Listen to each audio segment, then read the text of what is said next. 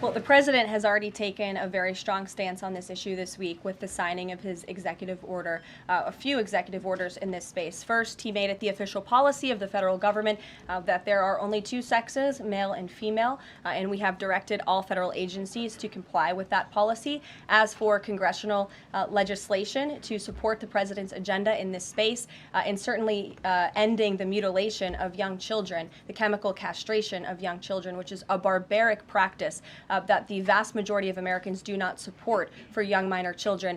Certainly the president would support Congress's efforts, as he has already made that very clear this week. Jennifer. On Rick Grinnell's trip to Venezuela to meet with Nicolas Maduro, is there anything you can share on timing on that, what his agenda is, what the mission of that trip is? Yes, so I can confirm that Rick Grinnell is in Venezuela today. I can confirm that Rick Grinnell is going to Venezuela, or is in Venezuela, with two immediate directives from the President of the United States.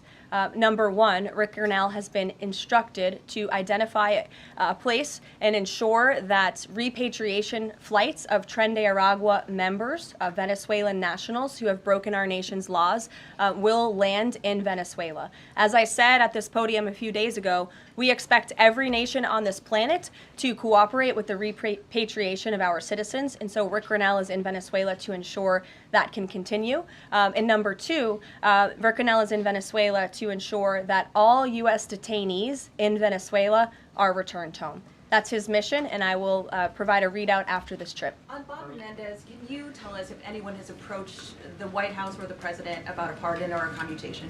I have not been part of those discussions. If they have, I am not sure if they have, but I won't speculate on potential pardons that may or may not happen. To my awareness, the answer is no. Justin. Hey, friends at Reuters are reporting that the president has made a decision on the Canada and Mexico tariffs, but that they won't actually be implemented until March 1st. I was wondering if you could confirm that and talk through some of the president's thinking. I saw that report and it is false. I was just with the president in the Oval Office, and I can confirm that tomorrow, the February 1st deadline that President Trump put into place at a statement several weeks ago, continues. The president will be implementing tomorrow a 25% tariffs on Mexico, 25% tariffs on Canada, and a 10% tariff on China for the illegal fentanyl that they have sourced and allowed to distribute into our country, which has killed tens of millions of Americans.